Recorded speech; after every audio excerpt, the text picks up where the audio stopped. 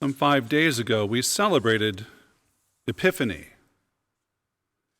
a time when the world began to see Christ, to be introduced to the Christ in the persons of the Magi, the three kings, the shepherds, all those who would come to know Jesus, and even in the gospel today, the man with leprosy, who had simply heard about Jesus, who had faith that he could be healed. And simply the will of God, I do will it, be cleansed, be healed, be set free. And truly, we prayed that not by the guidance of a star, but by the guidance of Christ, each of us would be led. That was part of our opening prayer this morning. And so how are we doing at the beginning of this new civic year? How are we doing in this Christmas season? As you have noted, you have seen the image of the Nativity to begin all of the masses of the Christmas season.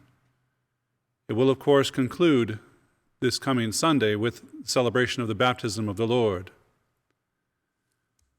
But have we extended our Christmas joy?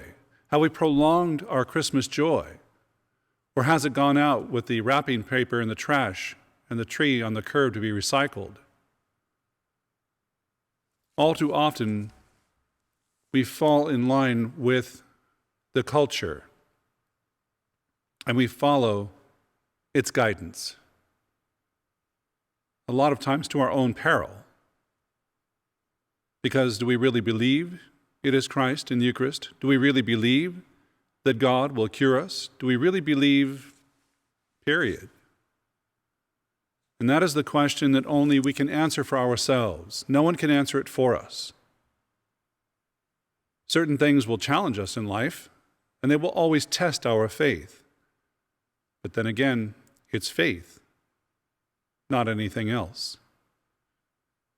It's faith that fills in the gap and allows us to move forward, because we're never 100%, well, unless it's chocolate, strawberry, vanilla, we're very rarely 100% sure of anything. And even then we might waffle, well, how about a little of this and a little of that? How about mix and match in our ice cream sundae for our birthday? How about that? So it is important that our faith in Jesus Christ, the Good Shepherd, a faith that has endured for millennia, thousands of years. Other things have come and gone.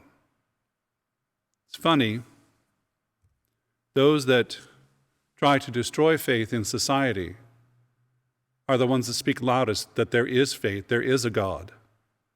Because if they didn't believe, they wouldn't try so hard to get rid of God, now would they? Spock logic, for those who are impressed by the Enterprise and Star Trek. But think about it. If the ones who don't believe protest so loudly that they say there is a belief, something for them to, quote unquote, fight against, then why are our voices so quiet and so silent? Why are we not on the rooftops proclaiming Christ, the Son of God, the Good Shepherd, who leads us through every challenge in this life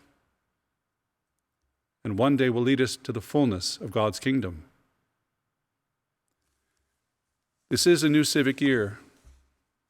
How new is our desire to live our faith, truly live our faith on a daily basis? And I'm not saying go up on a housetop and proclaim your faith. I'm saying live it. Live it from the depths of your heart. Remember, when I say you, I mean me as well. We are called to live our faith as best we can on a daily basis. That will change, it will fluctuate. Don't panic, don't be discouraged, but just give it your best effort that day, or in that moment, or with that person. Just give it your best effort. Don't ignore the gift that has been handed on to us from generation to generation, the gift that ultimately leads us to the fullness of God's kingdom.